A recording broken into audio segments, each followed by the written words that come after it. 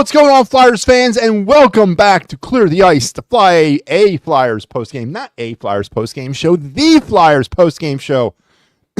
Oh, sorry, here on It's a Wrap Sports with your boy Matty B on the call, and we got it. Listen, better late than never. The game ended about 4 hours ago, but here I am as promised. I told you I was going to be late coming in, but I'm here.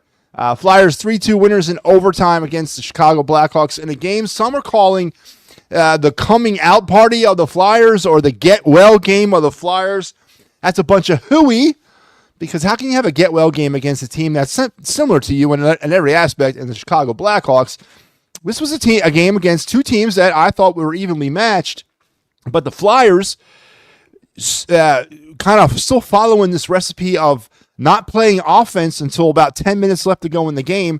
They followed that today, and against a team like the Chicago Blackhawks, it was able to work, and they were able to find a way back to a victory, come back from a 2-0 deficit, tie it late, and then win it in overtime. Matt V. Mitchkoff with the game winner in the overtime to make it 3-2.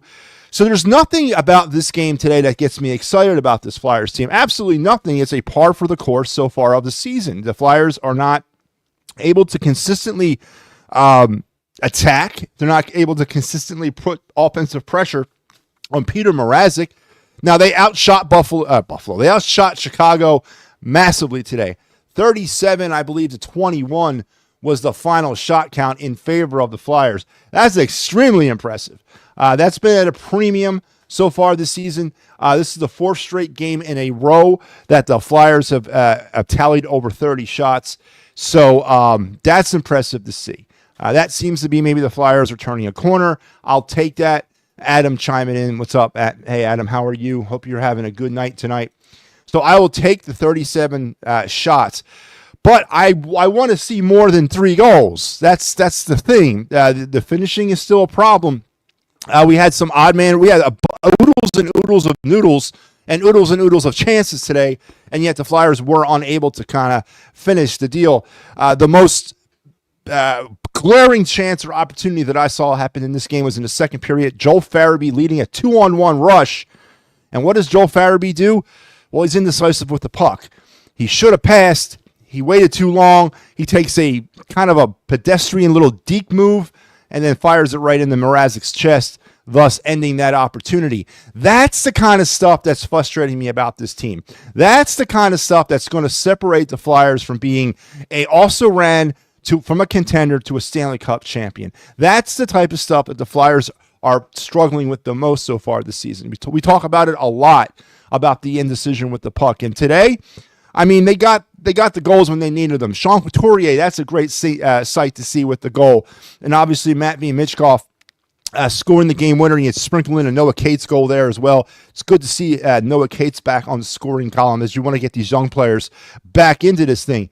But it's still a dangerous recipe that they're not going to play offense for 50 minutes, or they're going to get shots, but they're not going to get pressure. Shots and pressure are two different things. I didn't see much pressure from the Flyers today. I saw some of it. I saw a lot of shots. I didn't see any finishing, and I saw a moniker of pressure. It all ties together if you want to be a consistent winner.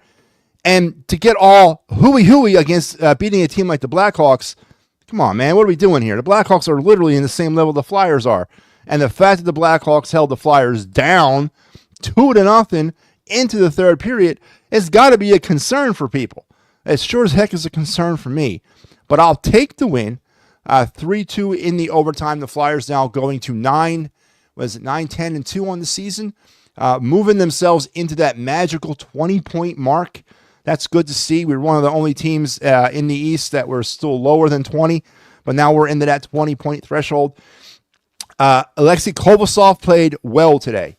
The first goal that he gave up was, I think, a little bit misplayed. He was a little bit too deep in the net for my taste. I don't know.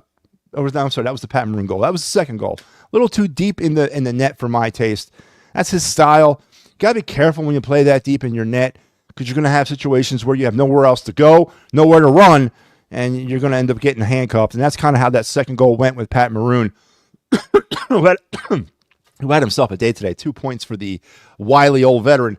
And the Flyers, though, hold off and they win 3-2 as they come back. Let's get into some of the numbers here. Flyers, as I mentioned, 37-21, out shooting the Blackhawks.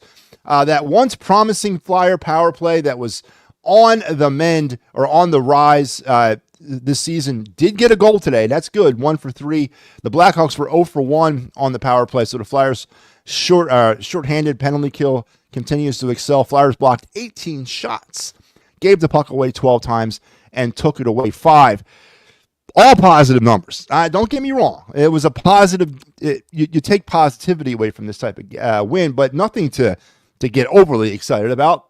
The giveaways is the big stat right there for me. Only 12 today. We came into this game averaging 15 giveaways a game, which is off the charts. 12 is still too high. Look at how many giveaways the Blackhawks had. 6. That's what kind of where you're looking for. So that 12 still shows indecision. That 12 still shows uncertainty with the puck. But I'll take 12 over 25 as it was the other night. But I'll take it. So again, the takeaways, 5 takeaways for the Flyers, 6 for the Blackhawks. Scoring summary. The Blackhawks would get things going early in this game in the first period. At around the midway point of that first period, Lucas Reichel is second of the season from Pat Maroon and Murphy. It was then 1-0 Chicago, and that was all your scoring in the first period. Flyers outshot the Blackhawks 10-7 for that period. In the second period, Patrick Maroon, again, I told you, had himself a day, his first of the season from Smith and Reichel to make it 2-0, and that would be all your scoring for the second period. The Flyers outshot the Blackhawks 14-7 in that period. Again, a lot of shots, not much to show for it. In the third period, the Flyers would finally break free. Sean Couturier, his 4th goal of the season. Can anybody tell me the other 3 goals that he's had? Because I'm having a hard time thinking of the other 3. But 4th goal of the season from Ristolainen and Konechny. 2-1 at this point. It was at the 7:27 mark of that third period. 2-1 Blackhawks. And then right there at the 10:05 mark, Noah Cates breaks through with his first goal of the season. Thank God that's his first goal, because if they would have flashed up a 5, I would have been like, where the hell did he score the other 4? That was Noah Cates' first goal of the year. It would make it 2-2 from Brink and Forrester. And that's how the score would end. And we would head into the extra frame, and Matt V. Michkov on the power play. That's right. The Flyers had a power play heading into overtime. So instead of a 3v3, we skated 4v3. And that obviously tailors to Matt V. Michkov's open ice style. And Michkov was able to get the goal from Konechny and Sanheim. Konechny's 14th assist on the year, and that is your game winner. And as I was watching Konechny and Michkov work together, it was really cool to see that. And I know that there's some people out there who feel, why are we not having Konechny and Michkov on the same line all the time? And simply put, there's not enough offense to go around, Flyer fans. I mean, the Flyers got to do something with the other 3 lines, and you got to spread the offensive around. Flyers don't have viable offensive talent on the other 3 lines, so putting Konechny and Michkov together on the same line would be suicide because there would be absolutely no production on the other lines. Now, if we had offensive scoring power on the other lines, you could probably do that. We don't have that right now. Would that be a nice Christmas present or a nice potential by the end of the season we can find a way to do that? Yeah, but I don't see anybody developing or that many people developing on the other lines to make that a reality. So as it's going to stand, you're going to have a lot of Michkov and Konechny separated on lines and also together on overtime situations. Again, overtime is a 3v3 scenario, a lot of open ice. You're going to put players like Konechny and Michkov together in that type of situation because you only have 5 minutes. It's going to be a fast and furious run to the end. So you're going to put all your scorers together because you're going to cycle between 2 lines or potentially just like 3 players throughout the entire overtime period. So it fits their style of attack. The time frame is limited, and there's a lot of open ice. So that's a no-brainer that you would put them together in the extra frame. But to skate them 5-on-5 on the same line would be great. It's just not feasibly possible right now with the way the Flyers offense is constructed. But tonight it worked out. Flyers get the overtime winner 3-2 in that third period. I don't think I said the Flyers outshot the Blackhawks 12-7 in the overtime. Just 1 shot registered. That was by the Flyers. It was the Michkov goal as he gets his 7th goal. Only one goal, 5-on-5 for Michkov all season long. That's concerning. That is concerning to me. He's got to find a way to be able to score 5-on-5, but I'll take him where I can get him at this point. So the Flyers win today, 9-10-2 now on the season. Back to that, rise up to that magical 20-point mark here for the season. Adam, another players on your radar. Another players on your radar you think the Flyers should go out and get to get more offensive power on the lines. Problem here, Adam, is this. There's a ton of them out there. I mean, we could look all over the there's older veterans in Boston. There's younger players playing in Utah. There's younger players playing in Colorado. There's about 7 I would target. The problem is I'm not sure about the possibility of moving money. That's the issue here. The Flyers are not going to be able to add on salary. They're not going to add on any of that because they can't afford it right now. And they're not going to be able to move off. They're going to have to move off of Sanheim, move off of a Ristolainen, a Lautanen. They're going to have to move off of a player like that in order to add a player that I would like to see on. I want an older scorer. I want an older veteran scorer. I want a Stamkos-like type of player. I want a Tarasenko type of player. That's the kind of player that I think the Flyers need, who still has some juice in their tank. You could put down on a second line with a Michkov or a Konechny. You could spread Konechny out. You can actually, or potentially even merge Michkov and Konechny together and move the other player down and flank him off with a Tippett or flank him off with Forster or something like that. We need some juice, man. We need an older, tread on the tire center, right? That's what we need. We need a Sean Couturier that can score. And that's all I would want right now. That's the only piece I would want right now. And again, a Stamkos, which these are wish list players. He ain't working out too well in Nashville. I know there'll be a lot of salary moved around to get him here, but I'm just saying a player like that, I need an established veteran who has tread on his tires to come here, centerman-wise, and try to take off some of the pressure off of the one line that we do at scores. So, I don't know if that answers your question, Adam. It's hard for me to pinpoint names and targets. Optimally speaking, for the rebuild, it's about draft capital. It's not necessarily about bringing in power right now. It's about assuming those assets. And I know that's not the answer Flyers fans want to hear, but that's what Danny B is targeting. And it makes sense for the long-term rebuild. Danny B's not in it for the short-term fix. So my wish list of a Tarasenko or a Stamkos-like type player is probably not going to happen. Hell, I would take TJ Oshie at this standpoint. Somebody with some juice that could provide a little squeeze to the team. But I don't know if Danny B is going to go that route. If he's going to move people, he's going to move them for assets. And I kind of agree with it, but it's terrible. It's terrible for the here and the now. But today was good. Flyers win 3-2 in overtime, and I hope that answered your question a little bit, Adam. It's a little bit of a tricky question. It's not a yes or a no. Al, what's up, man? Great working with you again last night, brother. Fighting's Final, by the way, was a huge success. If you missed the Fighting's Final 2024 Phillies season review, go ahead and check it out on our YouTube. And by the way, like and subscribe. Hit that, smash that button. Bing, bing, and the bell thing. Do all that stuff. We need your help here on the It's a Wrap Sports Network. We're growing this thing from the ground up. And right now, we need some fertilizer. Not that you're fertilizer people. I'm just saying I need some help. So please help us out. But 3-2 Flyers with the win.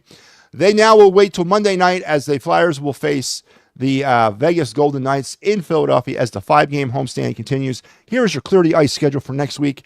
I'm back at you on Monday. Sal comes at you on the night before Thanksgiving. He also has the Black Friday annual matchup against the New York Rangers, and I have you again on Saturday as we wrap it up against the St. Louis Blues. All home games, I believe. Yeah, all home games.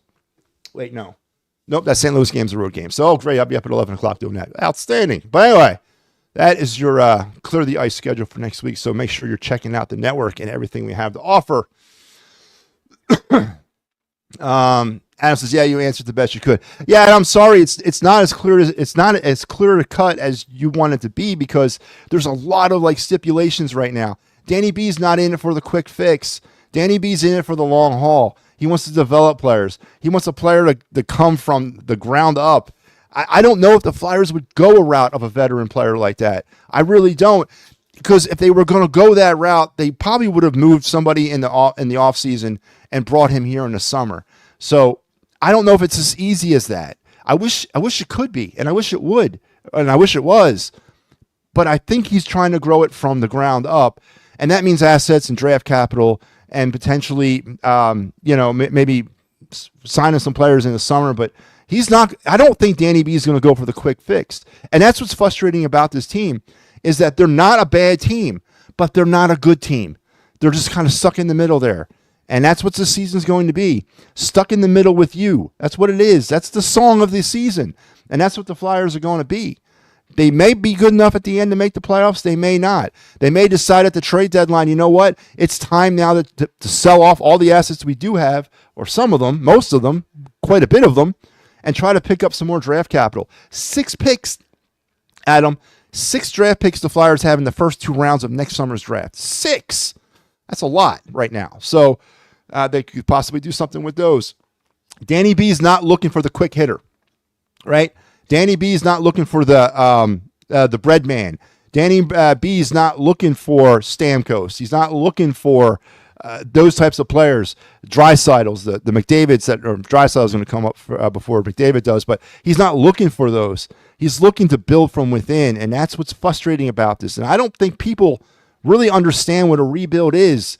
And now it's happening, and now you're going to have to deal with it. But something's got to give, man. I agree, Adam. Something's got to give. A little bone. A little turkey bone, right, man? All right, let's go to my key moment or turning point of today's game.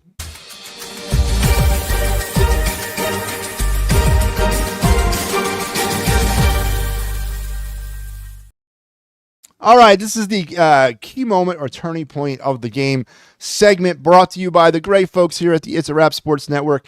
I don't have a key moment or a turning point. I'm going to go with the play of one player. I am going to go with Kovalov as the key moment turning point of this game because in this situation that the Flyers are in this season, it is an open market right now for any one of the goalies to potentially win the starting job, and each one of them seem to be stepping up.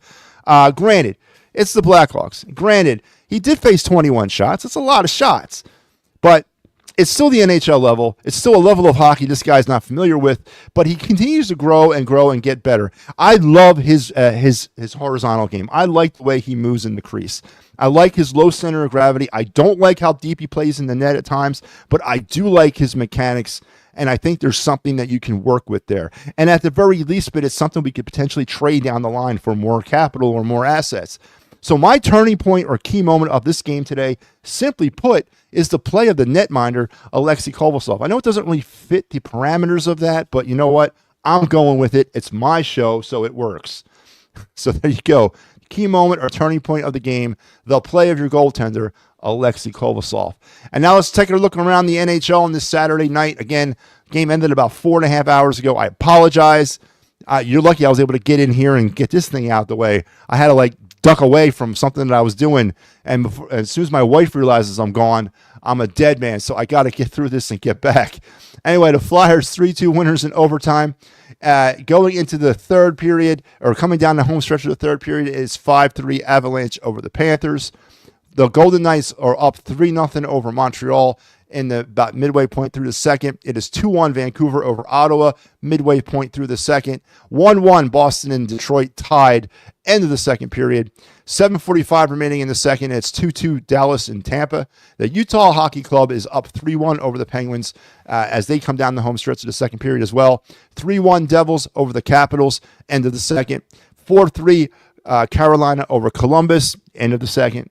And 1-0 Predators over the Jazz, halfway through the second. Beginning of the second period, it's 1-0 Islanders over the Blues.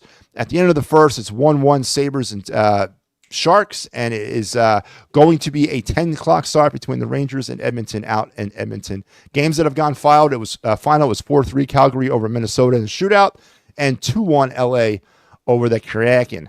And there you have today's full slate. Almost full slate of games in the National Hockey League. And again, let me remind everybody that here on the It's a Wrap Sports Network, this is your Clear the Ice schedule for next week.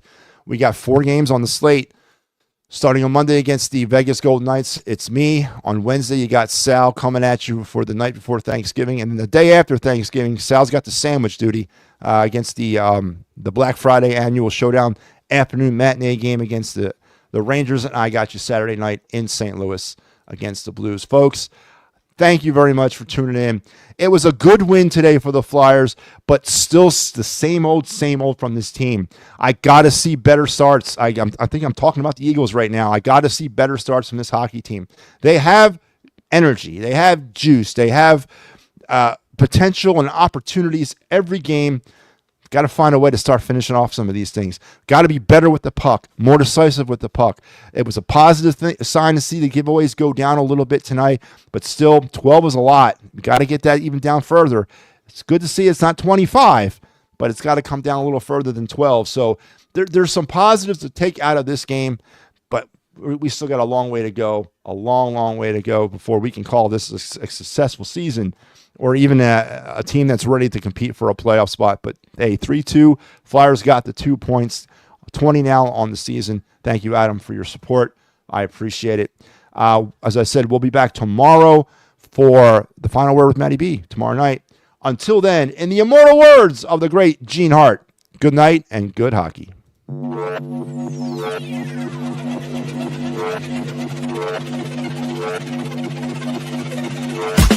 I've been coming up hot for a minute. Everybody know the drop when I'm in it. Drop the top when I'm in it. Everybody know the drop when I'm in it. Yeah, I'm so. Everybody know I'm. You know when the click through. Try to send this about to be a trophy.